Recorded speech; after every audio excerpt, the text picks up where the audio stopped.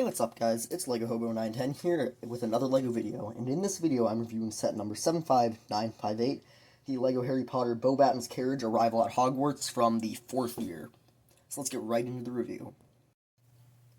So here is the main and also only build of the set. It is of course the Beauxbatons Flying Carriage, as the name of the set suggests.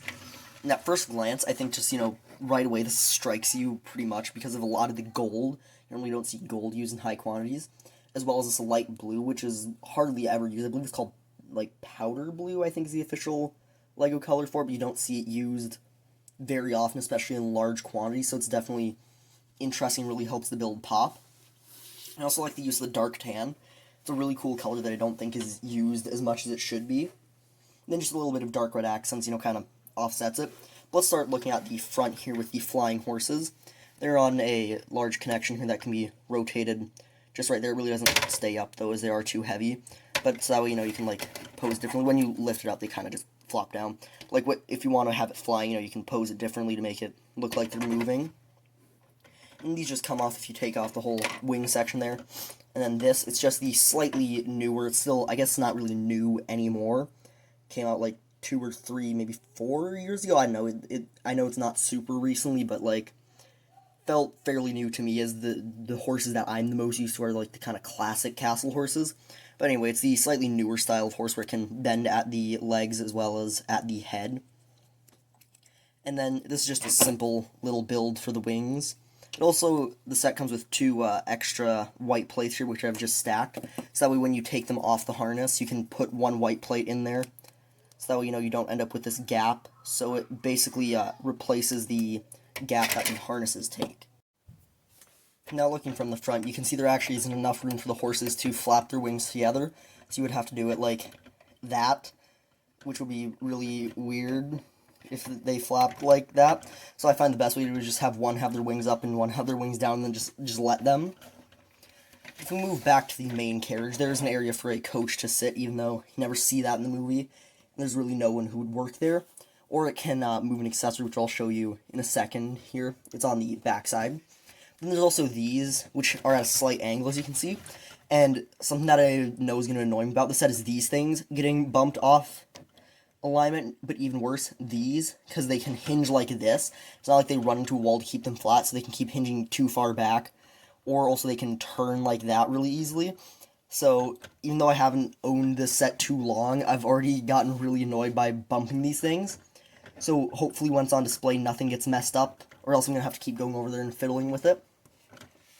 Moving along the side here, you can see there are 4 stickers there, 2 basically being mirror images and then 2 more there. And then on the other side of the carriage there are also these same stickers, as well as 1 identical one on either door. So then a gold step up there, and then also I really like the look of the gold wheels. Around the back, there's this suitcase here, which can be moved to the front. It just connects to, a similar thing there. If we open it up, inside there's just 3 teacups. We can set that back in there. Now that you've pretty much seen the outside, we can get to the more interesting part, and I can open this bad boy up. So this carriage is actually a lot more complex and large than you would think. So in order to open it up, you start by popping off this bit of a roof section. It starts revealing a bit of the mechanism. Now if we spin around to this other side, we can open that up, and then that flips up there to create a first and a second floor, as well as having a bit of furniture in there. So now let's go and look at the inside. Oh, and actually one more thing, you're supposed to also take the roof and set it on top like that to give it a proper roof. Oh, and by the way, here's what it looks like from the outside when you have it all unfolded and opened. It looks pretty wacky. It's meant to kind of be a magical, larger inside space and outside space, which I believe is only mentioned in the books. They never really talk about it that much in the books, and in the movies it's never even mentioned. But, it's similar to, for those of you who haven't read the books, it's similar to the tent in the beginning of the 4th as well, where it's larger inside. Anyway, I digress. Let's get inside. So there's actually lots and lots of space inside here. When you fold it open, there's lots of space. It's kind of hard to fit them all in when you close it, but if you try hard enough, I have tests, you can fit all 3 of the Beauxbatons related characters in there. You can't fit Hagrid in there with them, though, when it's closed, but you can fit all 3 of them closed. But once you have it opened, the space literally doubles. There's a lot of space in there. We'll start at the bottom floor, which is the more simple one. it needs to be pretty plain in order to just have the mechanism work and slide in there. There's two kind of little gaps there, which are used for it to slide in, but I like using them as seats, as you just saw. And then there's also this little simple table build with a teapot and a teacup, and that's meant to rest there once you have it closed, but it doesn't really stay there. Basically, once you close the carriage, this thing just flies around all over. If you do want, though, I guess you could attach it up there. I think it looks kind of funny, but you could if you wanted to. Then there's also these two windows, which you could see from the outside as well, but you can open them from the inside. And then if we move up to the second floor, this one has much more space. Madame Maxime actually here can hardly fit in the bottom floor like that and can't fit up there, so you have to shove her in there. She can fit plenty fine in the top floor. And this has the nice red carpet there, you know, which was originally the roof and matched the roof, so it makes sense. But it also looks good for kind of a carpeted look. There's these tiny little lamps there, which are a fairly simple build. They couldn't get too much on the interior here, or else, you know, there wouldn't be room to close and it would affect the mechanism. But they did build a little dresser here, and that just has nothing in it, but the drawers can't open, and you can put things in it, such as that letter that she's holding, or any other accessories you have. And then you can move them out of the way, and then close this up, and I'm going to see if I can try to do it on camera here. I'm probably not going to be able to do it, but I'm going to try to shove them all in. It's really hard to do and requires a bunch of finagling. But there we go. I kind of did it, almost. I've done better, but that did work. And as you can see, I can fit them in. This door can open perfectly fine. In the open or close configuration, you can see them. But the other door here, it has a dresser behind it, so you really can't use that one. Then let's just close that up. And that is about that for the carriage. Let's move on to looking at the minifigures. The set comes with 4 figures. We'll start by looking at Fleur and Gabrielle Delacour, who are, of course, sisters. They use the exact same hat and torso piece. We'll start by looking closer at Fleur. I really like this new hat-hair combo here. And it, you know, is of course accurate. I don't really think there's much use beyond the Harry Potter theme, but it is an interesting looking piece. Fleur then has a dark tan wand like the rest of the variations of her in these sets, and so does a Gabrielle, just so they can, you know, use that same color. She then has dual molded legs using dark blue and then the light powder blue, whatever it's called. The dark blue obviously representing the boots. And there's her torso print, which I think really looks good.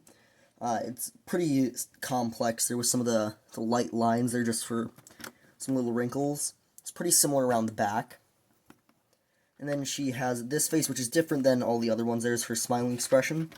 And then her other one is this unusual face. I don't even know how to describe that. But it is different than all the other ones in the other sets. And then Gabrielle's pretty similar. She just uses short, light blue legs. As you know, she's really young. She's her younger sister. And then she used the same hat piece as well as the same torso. Dark tan wand, and then also a printed letter piece there, which I don't really think has any significance to her character. I'm not sure why they decided to include it, but oh well, I guess. And there's her 2 facial expressions. That one's smiling, and this one, which could be sleeping, or as I'm hoping it to be, maybe next year they'll release, or like at some point release a mermaid set, you know, the second task, and that's why they have the whole eyes closed option, because then they can reuse the same head for Gabrielle in that set. I think would be a good idea. So now let's move on to the other 2 minifigures. So here we have Hagrid and Madame Maxime, who are both half-giants. Hagrid has these 2 paddles to kind of conduct the Beauxbatons carriage down, as well as coming with a bottle.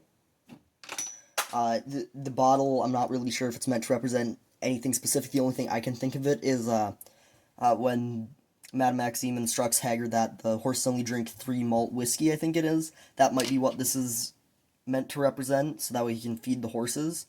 He then uses the same hair and headpiece as he does in the other sets. The facial print always looking funky without this. Then he has an exclusive torso, which is what he wears to the Yule Ball there, with the giant fur coat, especially like the dark brown printing there. You see there's some really subtle things, like the little dots on the tie, which really only show when the light hits it right. And overall, I think it's a really good torso print. It's the same torso as he uses in the other ones, and then, of course, the same system with the small legs under the large cloak piece.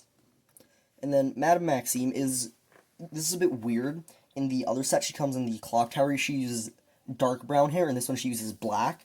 I think the black is a bit more accurate. Personally, it's kind of so dark brown that it's black. So I understand why both colors would work, but why didn't they pick one and stick with it consistently? It's just kind of odd. She then uses a dark orange wand. And for her dress piece, since there's no large dress piece, they just used a tall slope, which has excellent printing as well as having the printing on the back, and it connects up to the dress perfectly, like the torso part of the dress. There's just a bit of fur collar going around there. Take off her hair, you can see the expressions. There's the first one, and there's her other expression, her alternate expression, and they're just the same one as the Hogwarts clock tower. So that's it for the minifigures. Let's move on to my final thought. Overall, I think this is a really great set and a great addition to the Harry Potter line. It does feel a bit expensive for $50. I would have wished it would be about $40, especially looking at the price per part, but then again, it does come with horses, which raises the price a bit, as well as the large Hagrid body piece, which once again bumps up the price. A few slightly larger pieces, such as the wheels, but I still think like $40, $45 would have been a more reasonable price than the $50. I rarely complain about prices, but when they feel really odd, then mostly bring it up then.